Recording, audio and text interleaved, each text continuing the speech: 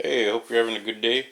So I got an Instant Pot Duo, and I'm finally learning how to use it, and I like it a lot. And I thought I'd make a video introducing it, so how to use the darn thing. So this video is not so much on how to cook with it, although it is in a weird way. I guess what I'm saying is I'm not doing a recipe on here, but I will show you how to cook some hard-boiled eggs. But the main purpose of this video is just to show you how to use the thing. So, it comes with a liner and a little bit of water in there. It comes with a liner, and you want to just make sure this is clean, and there's nothing in the bottom here. In the bottom, it kind of looks like a rice cooker if you've ever seen one. It's just got a heating element down there. So you're gonna make sure your pot's in there. In the back, you're gonna have a plug down here. You just take your electrical plug,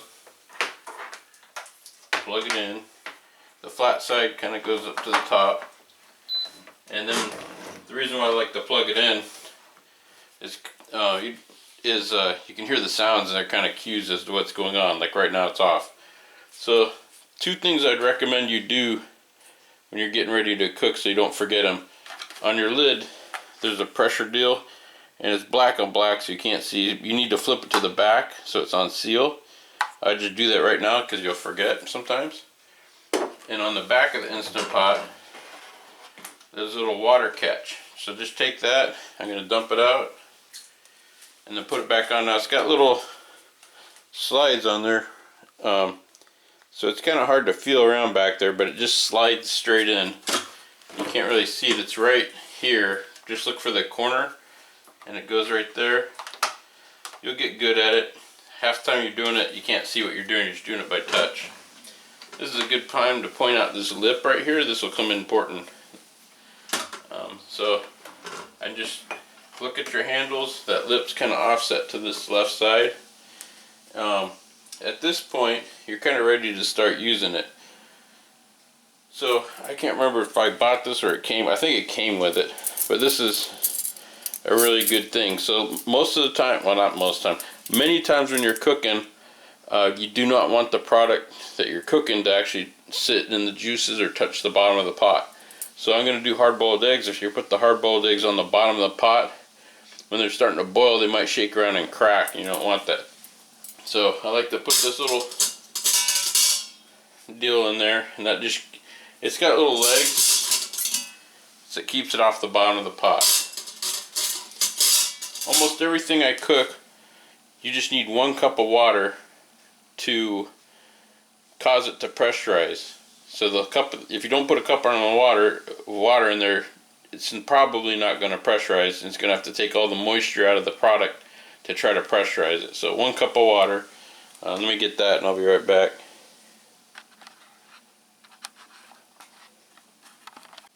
Sorry about that, I had to find a measuring cup. I'm just going to get 1 cup, and it's not an exact thing, so I'm just going to put 1 cup of water. Boom, I'm done there. That's all it takes. It's not like a precise measurement or anything. So now I'm ready to start cooking with it. I'm going to get some eggs. I'll grab those right here. Well, now I got to find them. I don't know where to put them in the fridge. Okay, so I just got 3 eggs. You know what an egg looks like. Just going to put them in the pot so that they don't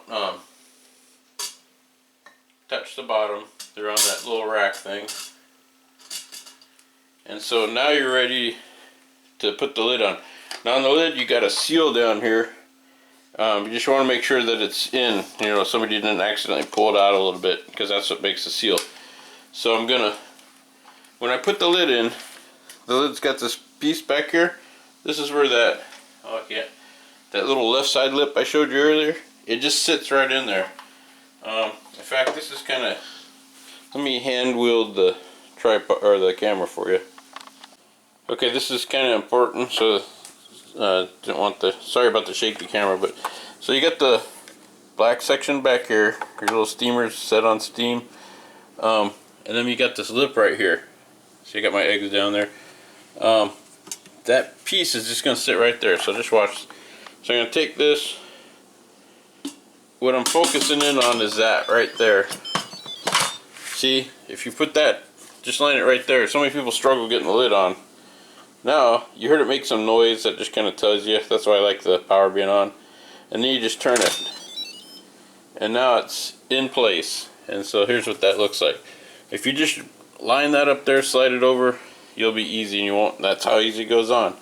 If you don't remember that, you're going to be fighting it, trying to get it lined up. Okay, it's making weird noises. So again, can't emphasize enough. Make sure that's to the back. And so in this case, again, this is not a cooking video. I'm just gonna set it to, I think I'll do 6 minutes. So most of the stuff I cook, I don't play around with all these buttons. I just put it on pressure cook, and then in my case, I'm gonna go 6 minutes, or just happens it'll be on the last position I think that you cook. So I'm just, if somebody cooked something and it was on 5, so I'm just pushing up to 6, and then you just leave it alone, and it'll automatically see it. Automatically gave you, it knew you weren't messing around with it, so it switched to on, and now it's cooking. What it's going to happen now is we're doing 6 minutes, but it's 6 minutes after it comes to pressure. There's a little safety valve on here that will pop up, and once it pops up, it means it's under pressure and you can't take the lid off anymore. Right now I could turn it off, like if I wanted to put another egg in or something, I could turn it off because that little deal's not popped up, and open it up.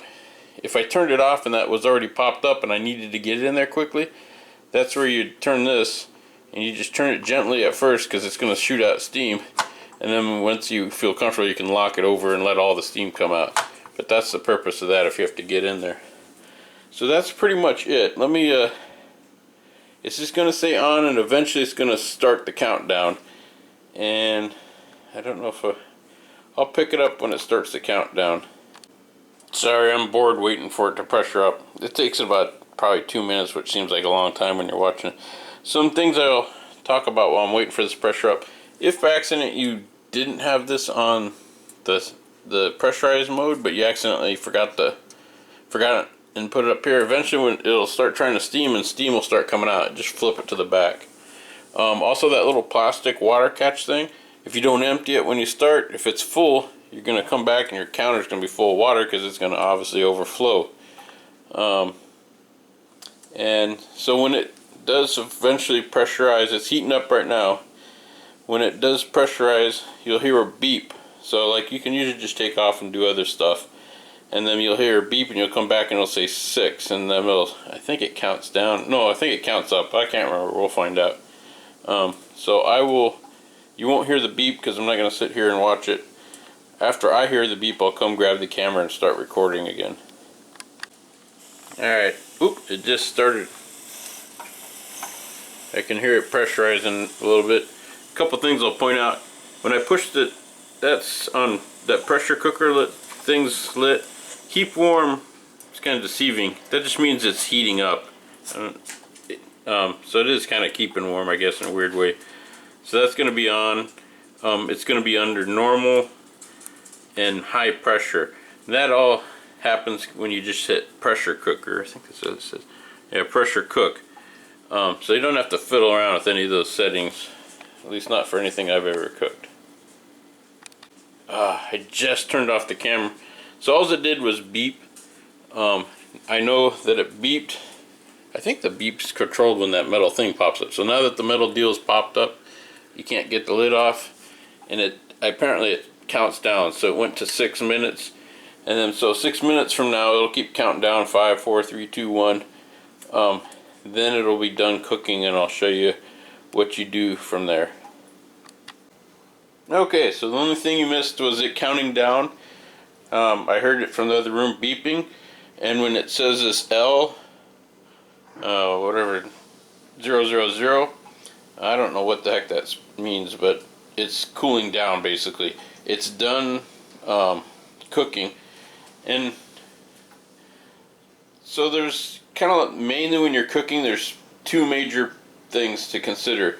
Your cook time, which we saw, we set it to 6 minutes, and your cool down time. The recipes are going to call for those, and again, I'll do some cooking things. There it said it's been 1 minute since cool down. Now in this particular recipe, I guess you could call it, these eggs I'm doing, I know I want it to cool down for I want it to cook for 6 minutes under pressure, and I want it to cool down for 6 minutes under pressure. So what I'm going to do is just leave it here until this gets to 6. Unfortunately, there's no timer. You'd have to set another timer, come back. It's not probably the end of the world if I get it 7 minutes. So I'll just set a stove timer for 6 minutes, or now I guess 5, and then I'll come back and show you how to open it. That little silver piece on the lid is still pressurized, so I could not take the lid off at this moment unless I depressurized it manually. So we'll come back in when that says 6 there. Okay, so whoops, I guess it's 8 minutes has gone by. It's not the big deal. So I consider this a higher pressure cook because it's, even though it's not pressure cooking, so to speak, it's keeping warm. So it's still under pressure, so I could not remove the lid unless I did it. In this particular recipe, this is how I wanted to cook it. I wanted to pressure cook it for 6 minutes, then kind of like let it stay at a cool down, kind of like a warming mode for additional 6 minutes, and then I want to instantly open it, which I'd flip this over here, and it would vent. Well, I'll show you. Well, actually, I wanted to show you a second thing.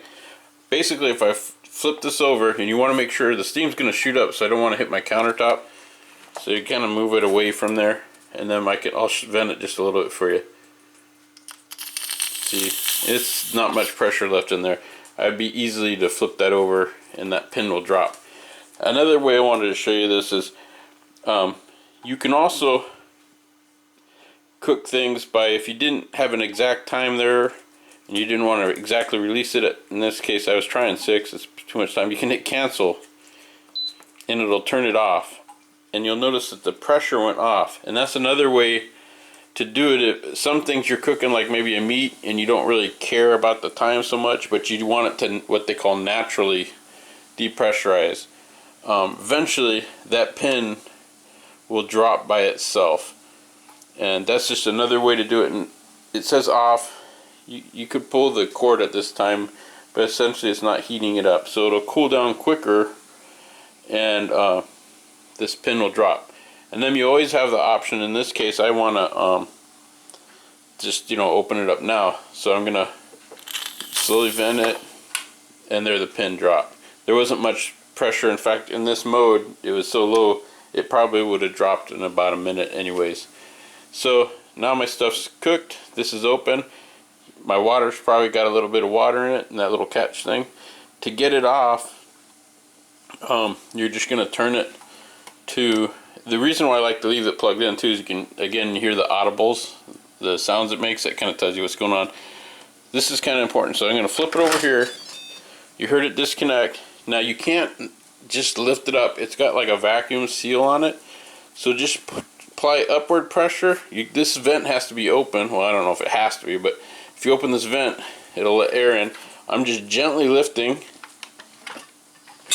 and there it unlet. It caught on the lip a little bit. But then just set this aside. You can, don't do this, but you can take these lips and they'll fit right in here. I'll just show you how it's done. I shouldn't, because I don't want you doing this. You can put it right there, but that's gonna, somebody just bump that, it's just gonna break it, and then you'll wish you'd never done that. So just set this aside, and if you feel this lip's clean, you can leave it alone. You should probably clean it in between. And then it's cooled down. Be careful, don't burn yourself, but these wire things tend to cool down pretty quickly. So then I just take my eggs out. In my recipe, just like many hard-boiled eggs at this point, I'm going to soak these in ice water for 6 minutes, and then I like to run them under the sink, and then just peel them up, and my eggs are done, and they'll be perfect, like better than restaurant perfect. So anyways, so hopefully, and then at this point you're kind of done. You need to wash your pot out. I'm just reaching back there. I just pulled the cord out, and I'm done. So that was just kind of a video. It wasn't to show you the different options and how to cook with it. So mostly when you're cooking your recipes, you're going to worry about your pressure cook time and then your cool down time.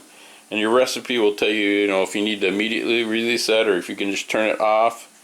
And I'll do some recipes later on. But hopefully this made sense. If you have any questions, leave them below, and I'll try to figure out how to respond to them. Thank you for watching. You have a great day.